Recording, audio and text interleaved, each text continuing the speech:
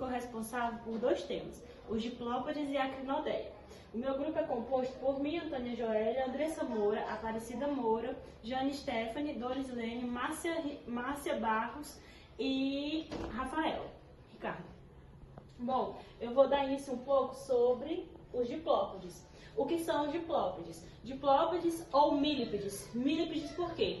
Porque eles pertencem a um grupo referente de animais que tem 1000 patas. Porém, os diplópodes, nesse caso desse animal, ele é bem diferente. Ele só faz uma referência ao nome do seu grupo pertencente.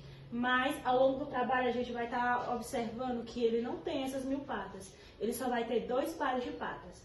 Ele é também conhecido popularmente como gangugi, enguá ou até mesmo piolho de cobra.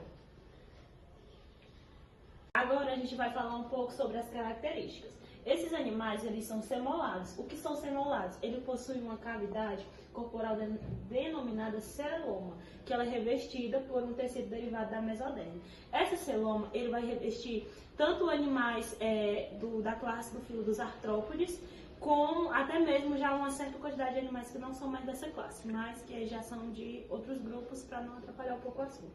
Eles são triblásticos, ou seja, eles possuem 3 folhetos embrionários. Esses três folhetos embrionários ajudam muito na hora da reprodução, apesar que a reprodução deles é através de ovos.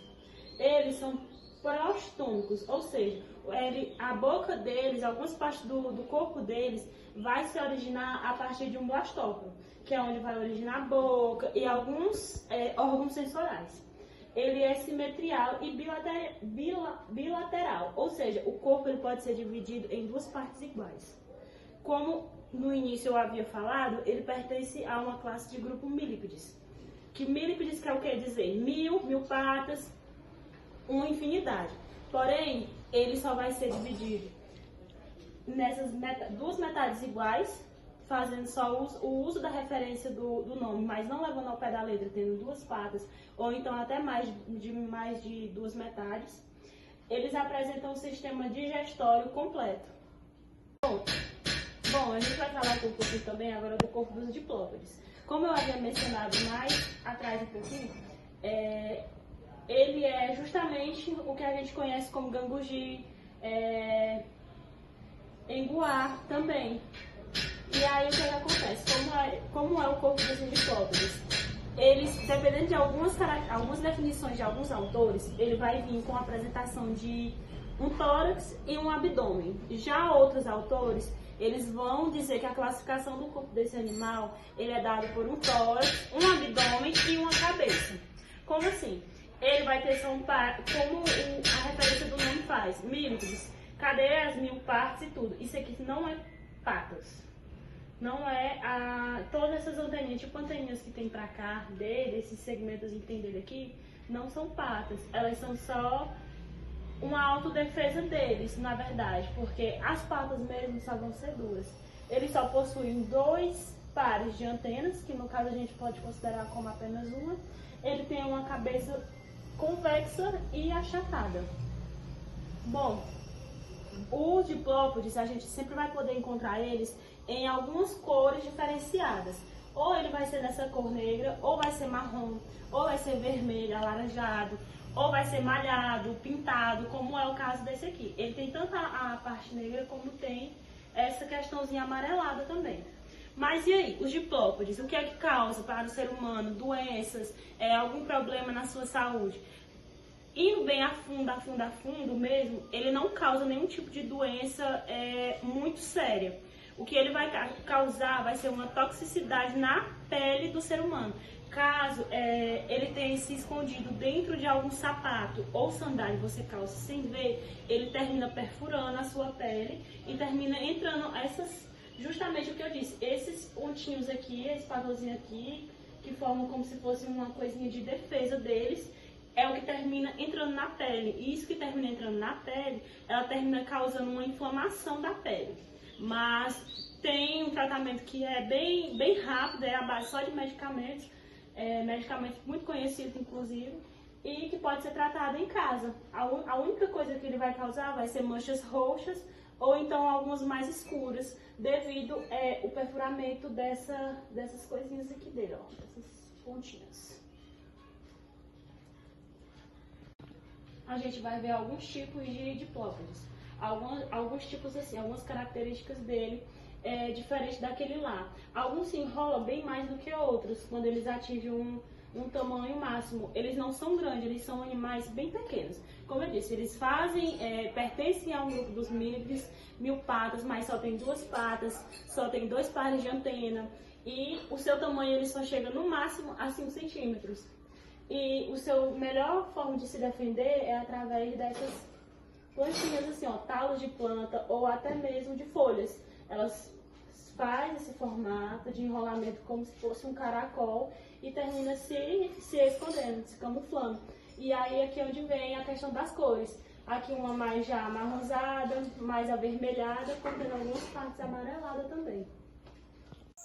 Boa noite, professora. Meu nome é Jenny Stephanie, sou do Polo de Inhuma e vou falar um pouco sobre a diferença do diplóides e do quilompodeza.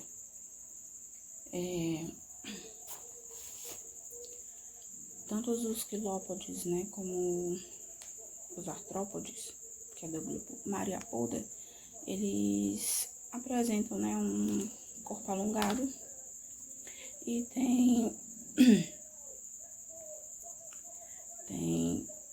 suas antenas, né, e tem 3 apêndices, que é modificado por suas partes vocais. E esses animais, né, os artrópodes, são do grupo de animais dos invertebrados, né, e são articulados e seu corpo é bastante rígido.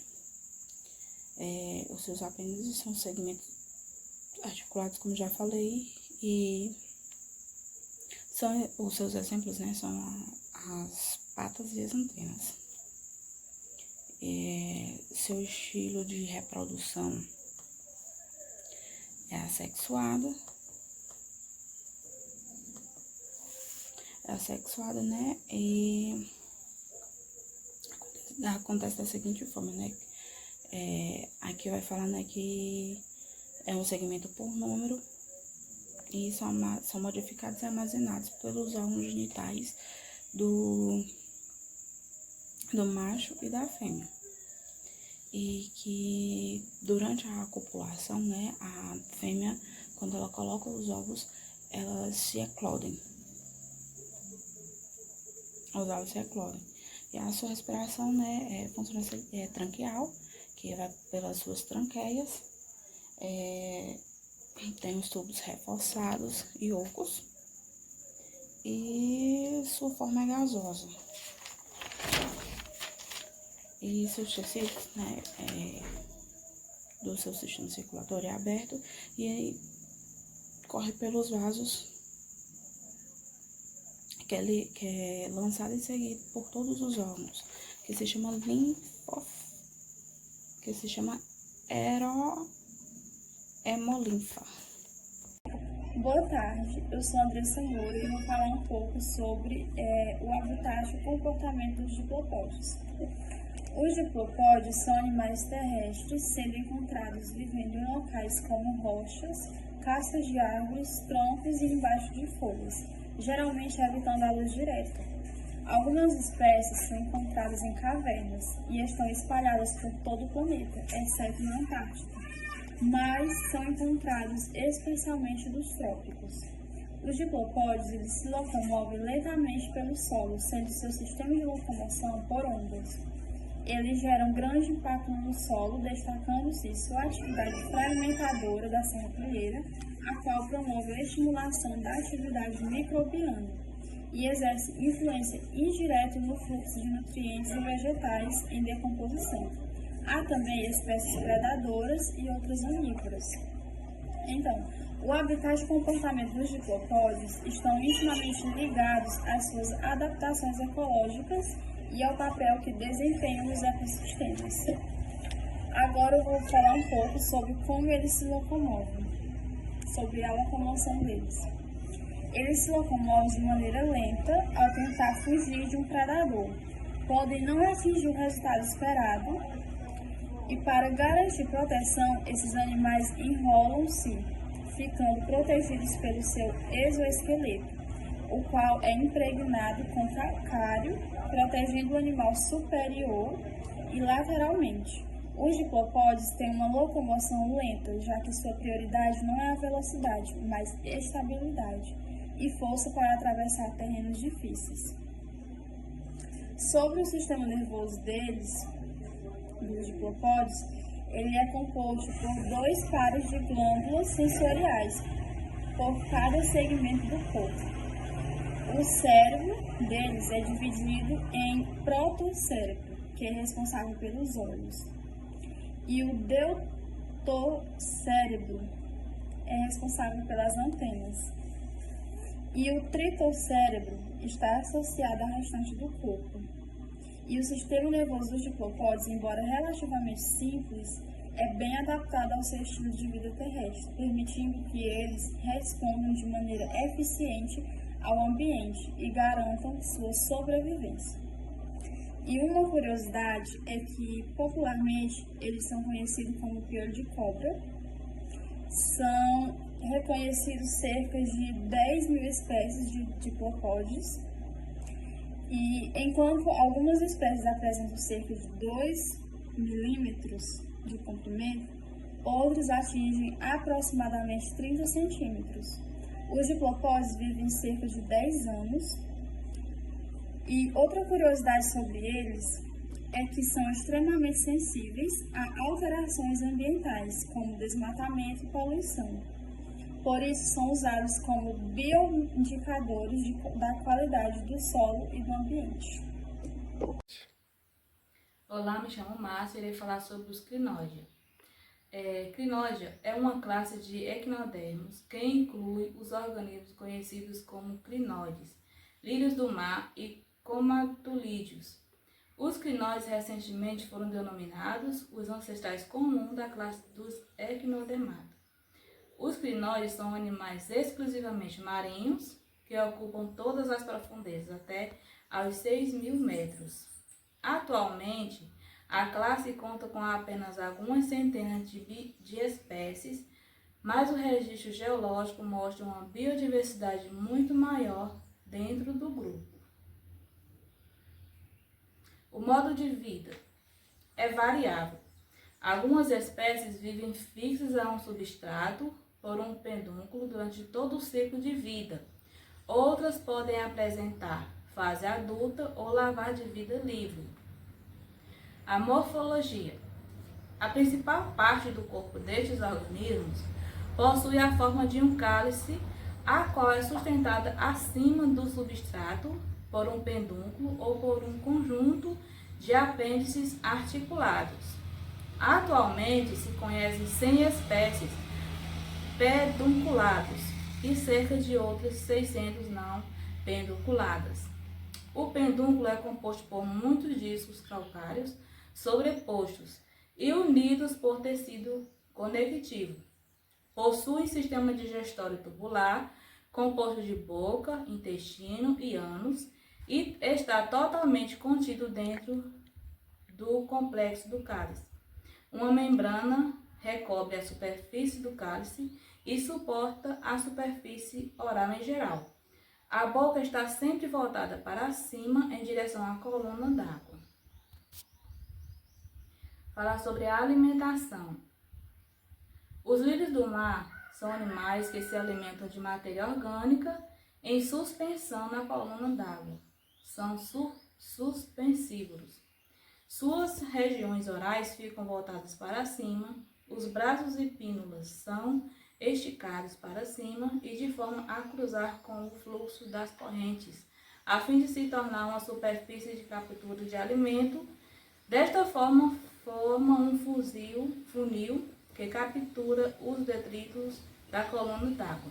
Se alimentam por filtração, semelhante a uma planta, mais do que um animal. Lírios do mar são alguns dos animais mais atraentes, porém menos conhecidos dos oceanos profundos.